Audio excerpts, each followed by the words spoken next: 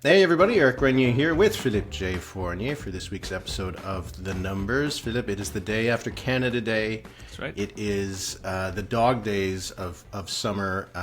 Did you have any festivities yesterday for Canada Day? Well, not really. I enjoy the day off, but it's also a big day, moving day in Montreal, Quebec as well, when Montreal. And so Does that mean people just avoid going out just in case? Because it's going to be every road is blocked? I went for a walk and there's furniture everywhere, and and it was like plus 35 Celsius, full humidity, and we had a storm at night, and so yeah, it's as you said, it's the slow days of summer, and we have to enjoy it while it lasts because we know it won't last, and we know that you and I and many people listening to us, there's a big fall of politics that's just around the corner, and so recharging the batteries, even though right now it's kind of boring, matters a lot. And so that's the way I approach it. I feel like still doing stuff, but I have to manage my energy because this fall is going to be a little crazy with Quebec and Alberta. So yeah, I've been in watching the World Cup, which has been some crazy games. Over the last all the knockout games that have just been like going down to the wire. It's been fun. Did you see that? Did you see that Belgium? I shut the TV. I was like, Belgium's cooked. Nope. Anyway, usually nothing happens in soccer, and so I was sorry, no offense, but soccer is usually a lot of boring moments, but not this time. But Canada against Morocco Saturday. Looking forward to that. It'll be fun. Yeah, and for a metaphor for our world, you got to keep pulling right up until the end. You can't just, Senegal might have stopped pulling. Belgium was in the field in the last days. All right, that's a lame metaphor.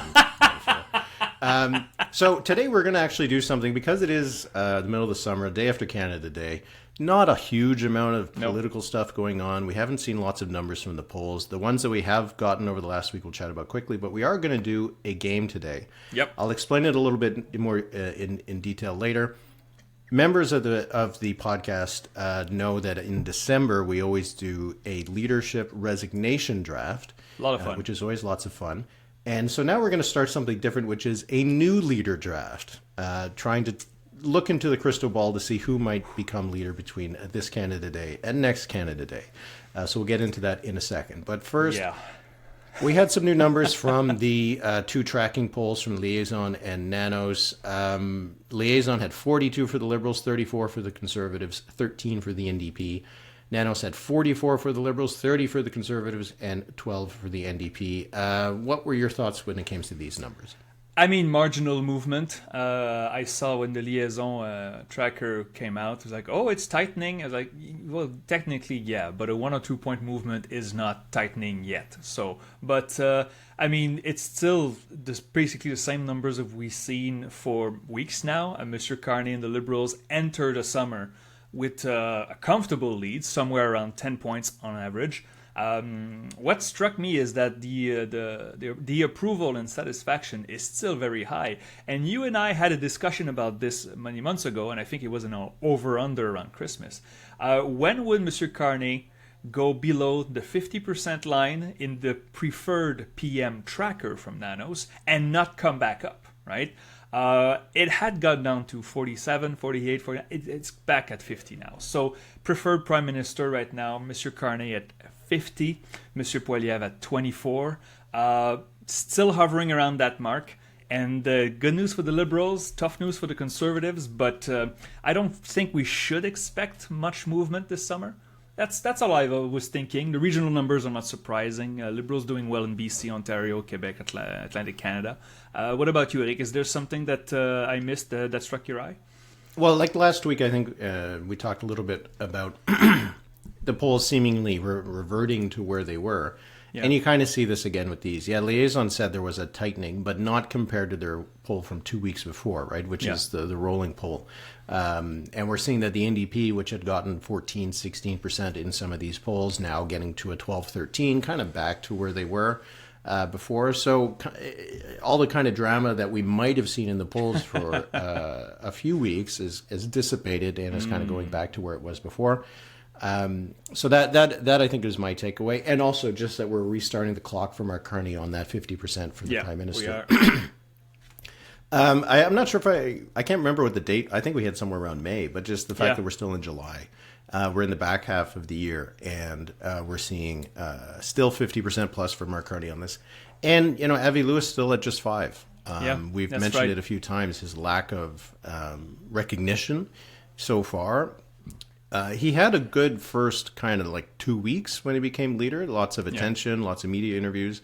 But he's had a bit more trouble getting, I think, those recognition numbers up. So maybe spending some time over the summer getting his face seen on more screens and regions of the country. But I guess we'll see where things are at the end of the summer. But kind of seems like status quo. It looks like the summer of a majority government, which we haven't seen in a long time. So, but we'll see. Eric and I, just so to reassure people, regular listeners and watchers of the numbers, Eric and I will have plenty of stuff to play around with this summer, even if the numbers are quiet. So that's pretty much all I have to say. I mean, one last thing before we move off this. That Léger poll still seems strange, huh? I mean, I was waiting to see if the trackers would revert. Maybe I see an NDP at 8 or something.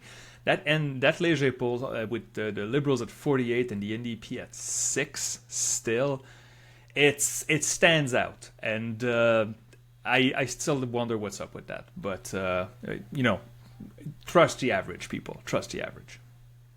Okay, so let's get to our game here. So just to explain again, every December what we do a leadership resignation draft. So we look at all the premiers of the country, we look at party leaders and everything provincial, federal, and we make our predictions of who is going to step down in the next 12 months.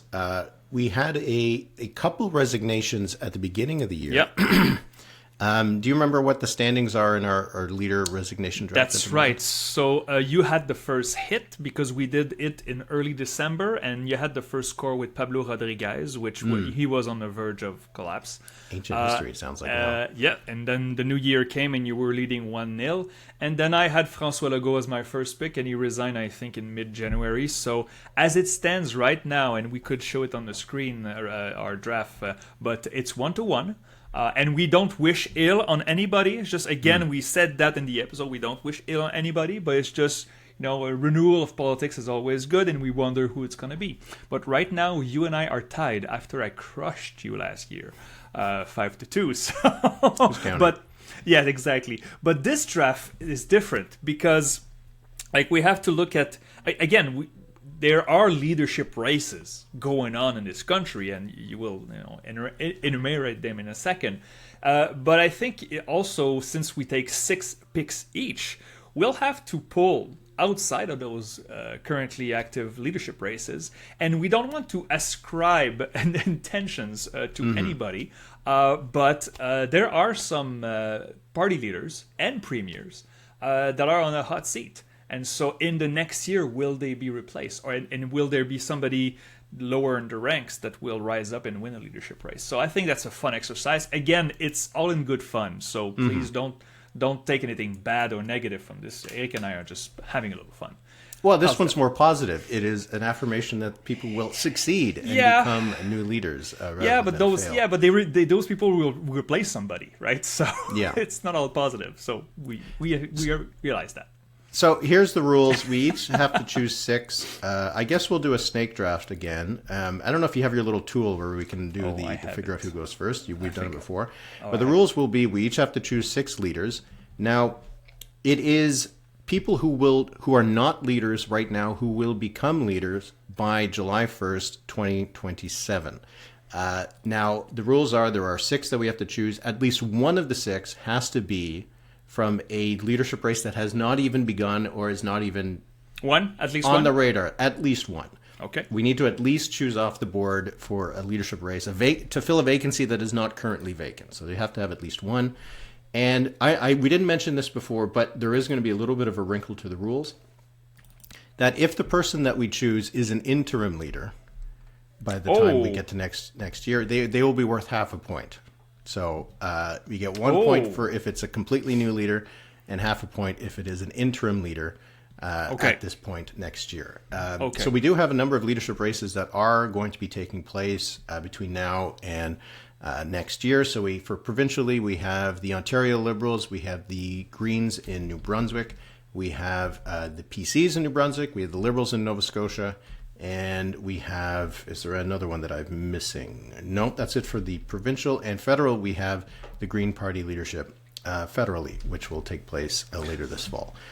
So I've laid the table. Do you have any questions? Yes, point of order. So we only take parties, like with the resignation draft, we only take party leaders that have seats in their legislature.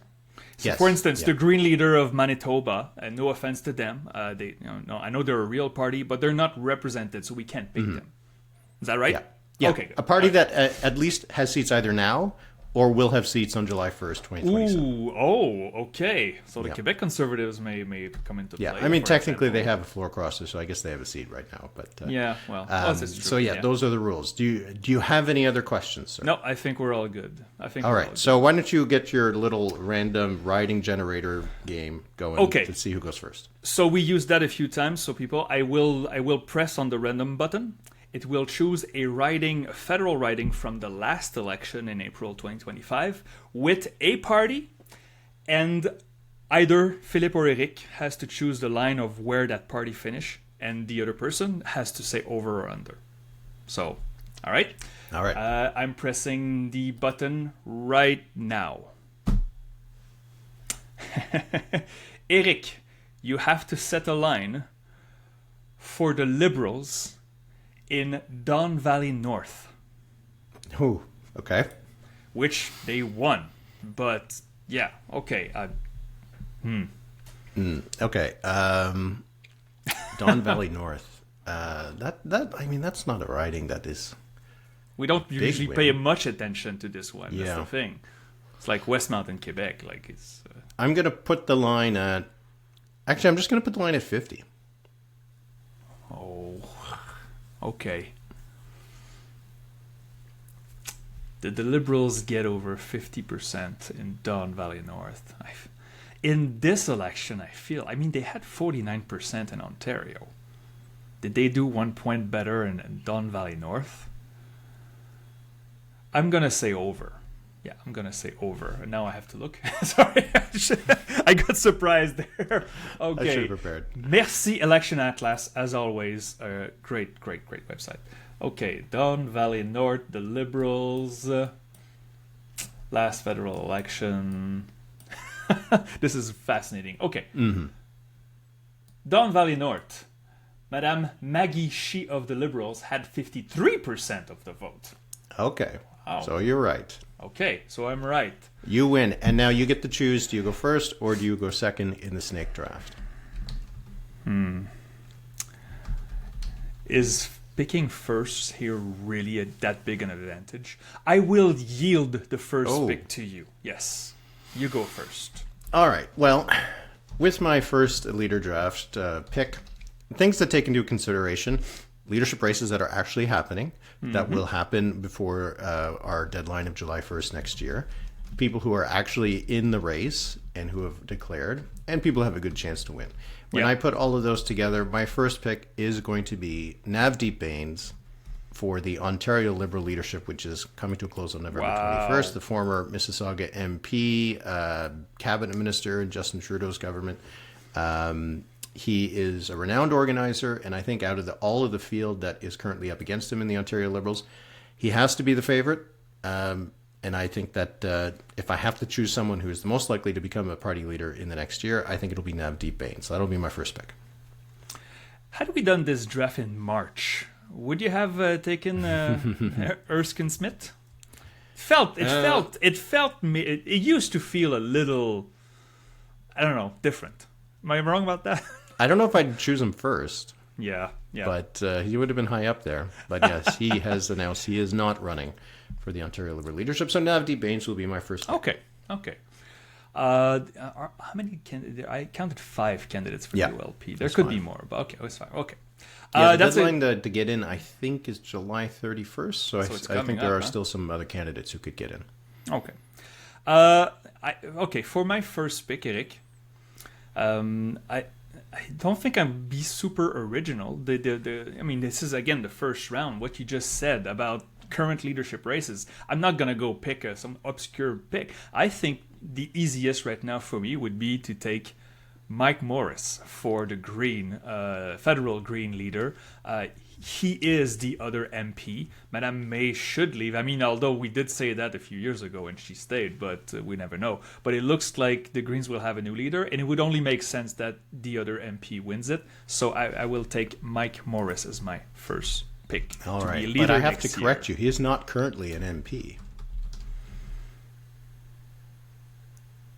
Oh, that's right. He was beaten. Oh, Yes, he was in yes, Kitchener true. Centre. Oh, that's right. Okay, well, former MP then. Yeah. Well. Okay. And yeah, thank you for that. Former MP, but also who would have a shot at returning eventually. Okay. But I still take Mike Morris. So Yeah. No, he was also my second pick. I mean, if the election were held today, I think he's got a decent chance of winning Kitchener Centre. And I'm not sure any other Green could say they have a good chance of winning right now. So, yes, Mike Morris, good pick. November 14th is when the Greens will choose the successor to Elizabeth May. Assuming it's not Elizabeth May. you never know, right? Okay, so it'll be my turn now? Mm-hmm. Hang on. For my second pick... Oh man, will I really do this? I'm gonna make fans here. For my new pick, I will go in Atlantic Canada, and I will choose Monsieur Kevin Arsenault for the Green leadership of New Brunswick.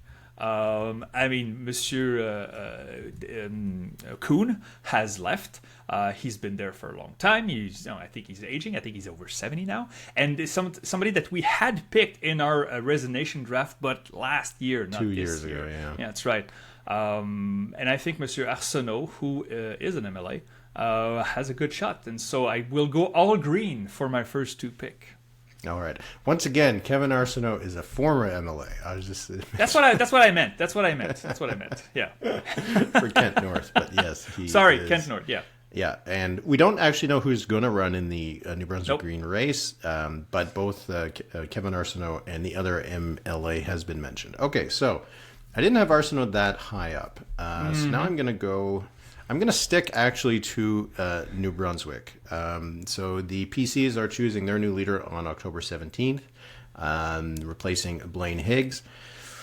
There are two candidates. God, I could hedge and take both right now. And you could ensure I get at least one. Oh, that is such an unpleasant move. This is a snake draft. This is what it is. You don't play it to be nice, you play to win, right? Okay, fine. Then I'm going to do that. I'm going to take both of the candidates that are in the race for the New Brunswick PC. So Daniel Alain, who was my slightly higher ranked. He was third on my list. Daniel Alain is the MLA from Moncton East, and he is one of two candidates in the running for the New Brunswick PC race. Don Monahan, the MLA for Arcadia, Butternut Valley, Maple Hills, which is a delicious sounding riding, is the other candidate in the race. So I'm going to choose both. One of them is going to win. Yep. And the thing is, I actually, at first when I looked at this, I was like, oh, it's Daniel Alain. It's probably going to be Daniel Alain, right? I'm not so sure. We don't have a lot of information on this race. We haven't chatted about it on the podcast, but according to the Wikipedia page for the New Brunswick race, Alain has 7 MLAs endorsing him. Monahan has 6. So the caucus is kind of split. Alain has more former MLAs. He's got 22 to just 3 for Monahan, but former premiers are in this kind of battle. David Alward has backed Daniel Alain, and Blaine Higgs has backed Don Monahan. So I think either of them have a shot, so I don't think it is a waste of a pick to choose both. No, it's not. If I really thought Daniel Alain or one of the others or Monahan was going to win, I might have not chosen both, but I think I'm just going to give myself a default point here by choosing these two. All right. Okay. It's not to play nice. Again, it's to win. But thing is, one of them is also going to lose. So I know I'm giving up. I can't get a perfect 6. But I mean that's just imagine if we did. That'd be okay. Where do I go now? I mean, that's the thing. I mean, maybe I'm missing some leadership races also. Maybe I don't think I had the complete search, but okay. I'm gonna stick to Atlantic Canada. Okay. And I'm going to pick the Nova Scotia Liberals are picking a new leader in I think also November, right? Mm-hmm. Yeah. And so there's a few dark horses there that could surprise, but I think I'm gonna take Amanda Montbourquette. She is a declared candidate. I'm not saying she's necessarily the favorite, but I think she could be a good pick for the Nova Scotia Liberals, and so I will go with Madame Montbourquette. Looking forward to see if that works out. And for my fourth pick, I will go outside of current leadership races. Oh, okay. And I will go to Quebec and pick Simon Jolin Barrette. There's a good chance, although we don't know how the Quebec election is going to go, but there's a good chance that the CAQ loses.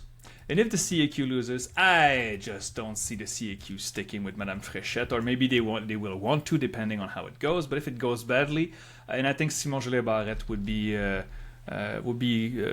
one of the top candidates if he wants the job eventually. But I will, yeah. So Simon Jolin Barrette, former Justice Minister and Minister of a bunch of things. Interesting. Neither of these were on my list. Well, your list sucks then. Yeah. Well, Amanda Montbourquette is the only declared candidate so far from the Nova Scotia Liberals. But I think with my next pick, I'll use someone who has said they're interested in the job. Ooh. And is he a federal MP? He is not, because he is a she. It's Becky Druhan. Okay. Now, she is the MLA for Lunenburg West. She is a floor crosser. She crossed from the PCs to the Liberals earlier this year. She was a cabinet minister in Tim Houston's government. And when she announced that she was crossing the floor, she said, I'm seriously considering running for the leadership. So wow. It doesn't seem like Ian Rankin, who is one of the other MLAs, would try to return, obviously. And then Derek Montbourquette, who is not related to your pick. I'm not sure if he's ruled it out, but if there's no sitting MLA that runs for the job, except for Becky Druhan, I think that gives her an advantage, even if she is a floor crosser. But as we know, in Nova Scotia, Liberal, Tory, same old story. So that's that. Okay, pause here. Has a recent floor crosser, ever become party leader? I would have to do a little search because I can't remember that happening recently. There's one example I can think of. Okay, go ahead.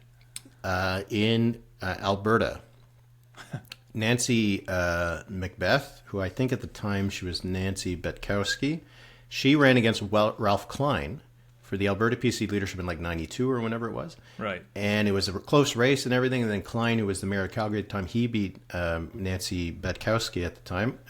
And then a couple of years later, she became the Alberta Liberal leader and led that party in the, what election, 97 or something like that? Yeah. Okay. So that has actually happened before. So, yeah, but it would be kind of rare. But if it was going to happen somewhere, it was going to happen in Nova Scotia. Right?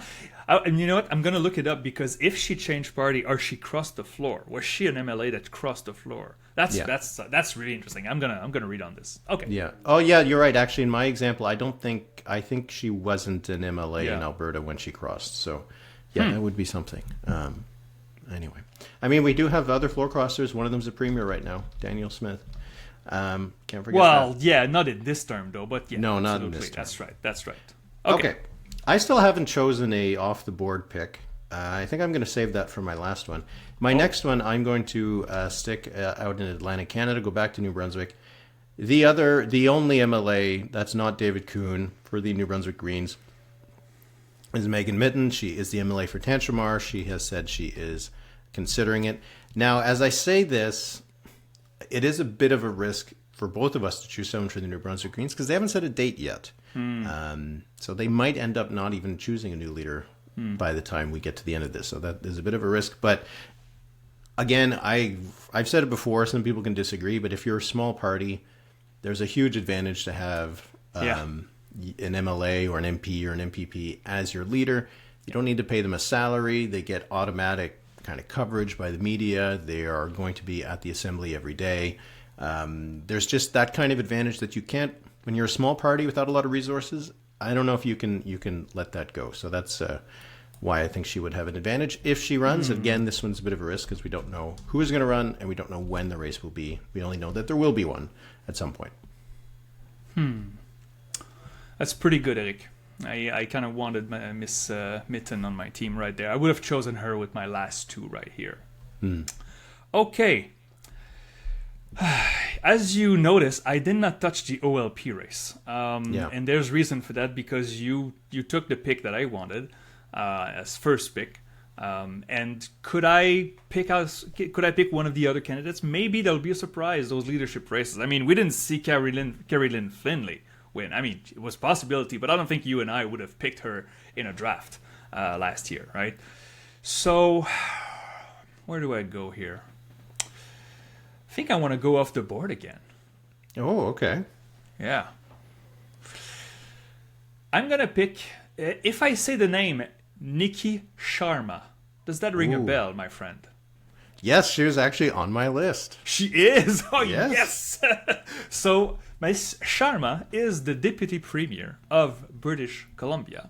And I'm not, again, ascribing motives to anybody. It's just that it's not impossible that there's a change of leadership in British Columbia, considering its government is a bit worn out, the numbers are not looking too good, the personal numbers for Premier EB are not looking too good.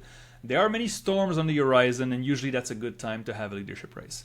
And I think Miss Sharma could be a potential. I'm not saying she would be like fantastic choice, but she could be a leader in a quick leadership race to replace the premier. Which they probably have to have, right? Because it would have to when be quick, you're of in course. government, you can't have a long drawn out leadership race. And you know, if it drags out and she's deputy premier, perhaps she becomes an interim premier or there's no such thing, interim premier, interim leader, and then I make half a point. So okay, so that would be my second to last pick.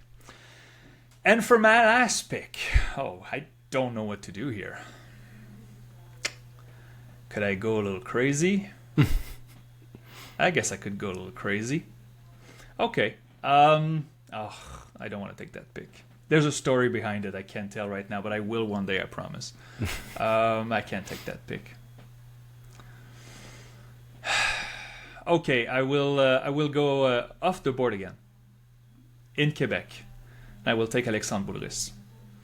Alexandre Boulris, I think if the numbers don't look really good right now for Québec Solidaire, we don't know again how Quebec's going to go.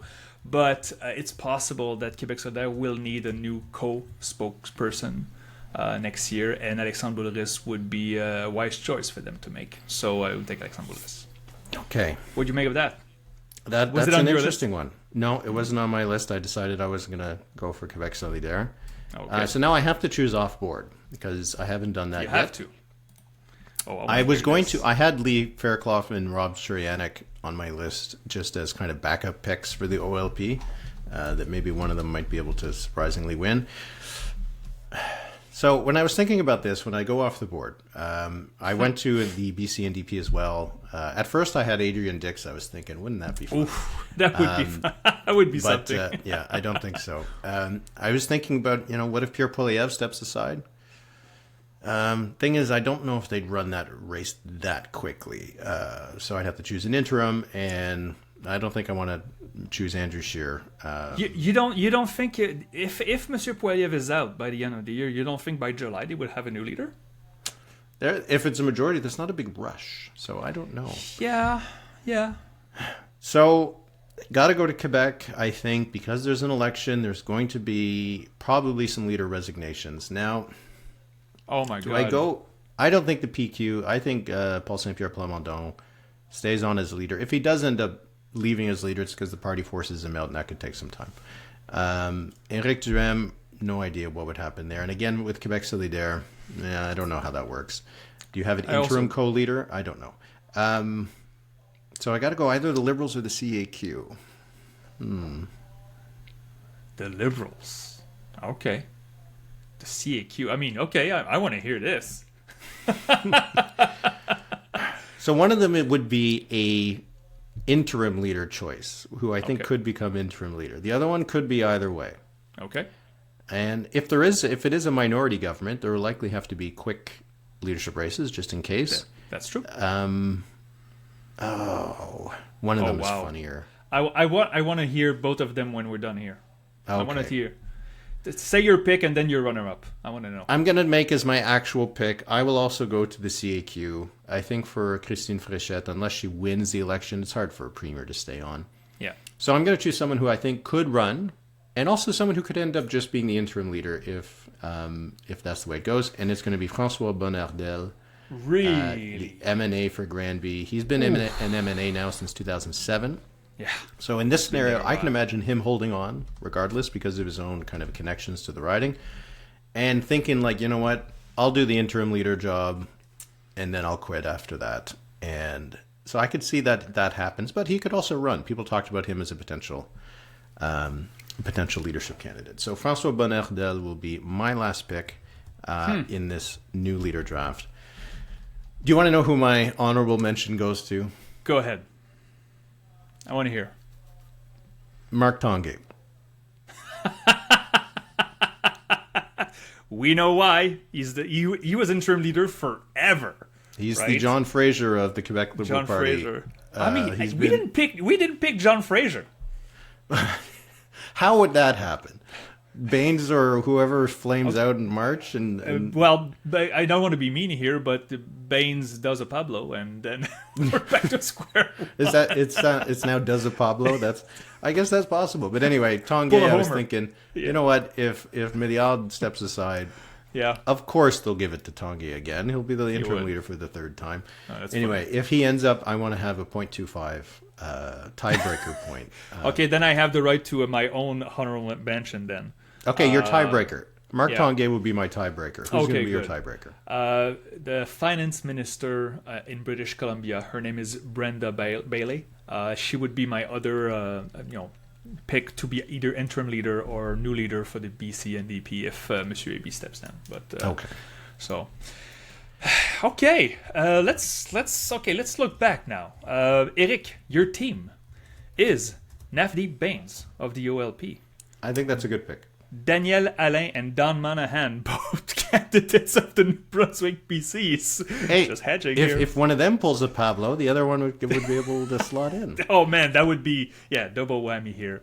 Becky Druin, how do you say that? Druin. Yeah, that's right. So of the Nova Scotia Liberal, Maggie Mitten of the New Brunswick Green, and François Bonnardel as your outside pick here of the Coalition Avenir Québec. So you have 2 Liberal, 1 Green, 2 PCs, and 1 CAQ. I think it's a good balance. I got 5 of my top 6 picks, so I'm pretty happy. Trash talking here. And my team here. Do you want to say my team? Yeah, go ahead, say my team. Yeah. And So scoff you've at the got- same time. Yeah, scoff Yours at the is same time. is a little bit more. Fun. Well, it's more. It's a little bit more hypothetical. It's a little bit more aspirational. We got Mike Morris. We don't know if he's actually going to run in this race. We have Kevin Arsenault. Again, not sure if they're going to run. You have Amanda Montbourquette, who is going to run, at least, in Nova Scotia for the Liberals.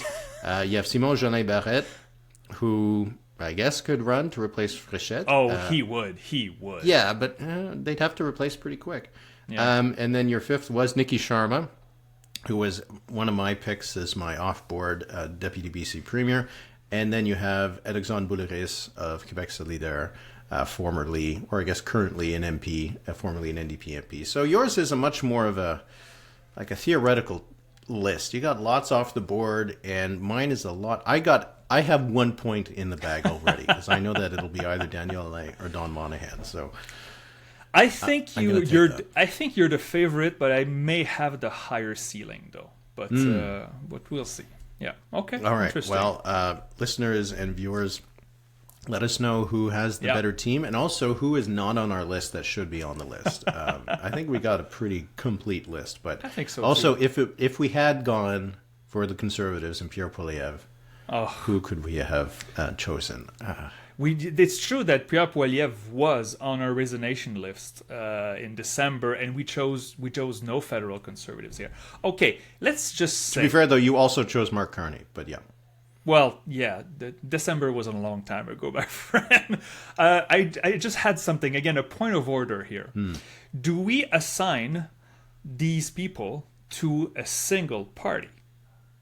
Or if they just become leader? Like, let's just say Alexandre Boulris somehow by next July 1st becomes leader of the federal conservatives. Do I still get a point here?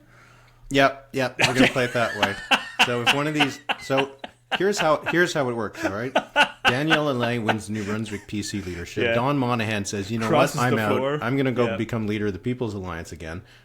Going to resurrect that party, and I get 2 points out of this race. So well, they could be leaders of anything, as long as it's real party. The PA would have to have a seat. Oh, he has a seat. Okay. He would have his own seat. Right. He'd create the point for himself. That's right. Wow. Anyway, this is a fun little thing. We'll see how it's going to play out. Marc Tanguay is my tiebreaker, and you have... I have to write this down, right? Yeah, okay. Tanguay is your tiebreaker, so... Also, and if neither of them does it, then whatever. It will be interesting also to cross-reference this with our leader resignation draft next December. Will any of the names there appear on our draft in December? I noticed that you did not choose any potential replacement for Scott Moe in Saskatchewan. So I did not. He's safe, premier for life. So. And he's going to get Pablo'd too. We're going to see. We're going to make it happen. All right. Well, that'll be that. You said you had a number of the week. Why don't you go? Léger Paul of Canadian, la fierté du Canada, not the pride as the pride flag and everything, but the pride in being Canadian. They do that every year, and the numbers this year are similar to what we seen last year. But it's interesting as there's really not that much regional differences. So are you proud to be Canadian? To what extent are you proud to be Canadian? And there's a scale: very proud, somewhat proud.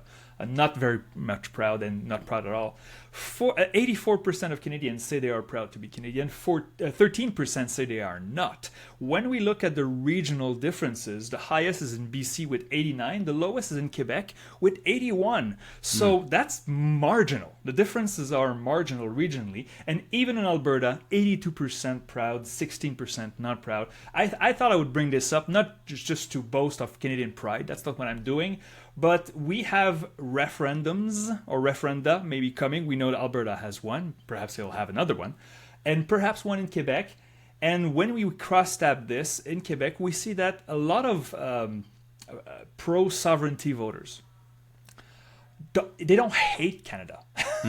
They don't dislike Canada. Oh, yes, the bell curve makes it such that any large group of people, you will have, displeasing people, and not very fun to say a bad word here. But for the most part, many Quebec sovereigntists don't hate on Canada. They just want to have their own country, which is very different from what we see from the separatists in Alberta in many cases. But even those numbers, 82% proud to be Canadian in Alberta, pretty good number if you're a federalist. And it kind of shows how if you are running a referendum campaign for separation, you have to be able to speak to at least some of those people, right? Yeah, it can't be all about being anti the federal government, anti the country.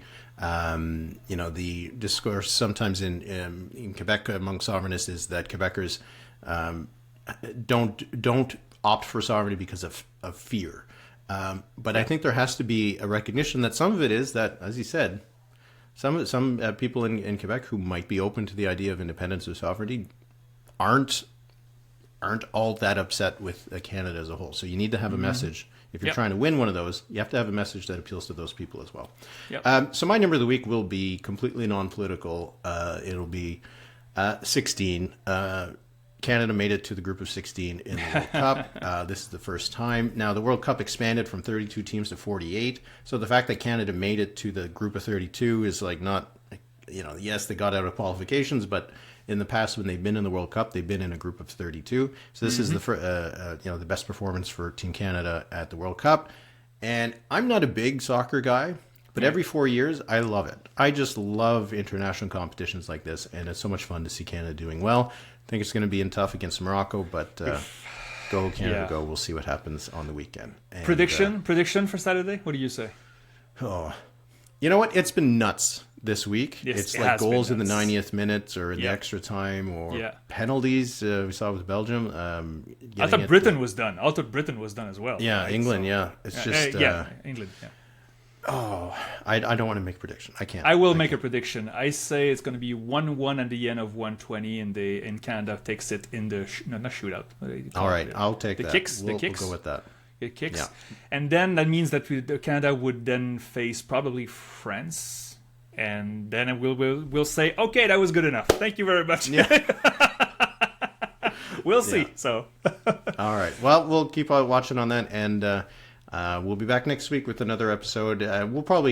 Maybe we'll have some more polls to chat about. We'll see. But either way, just want to wish everybody a great weekend and good start to the summer. And Philippe, we'll chat in a week. absolutely. Merci beaucoup tout le monde. Merci beaucoup Eric. Have a great weekend.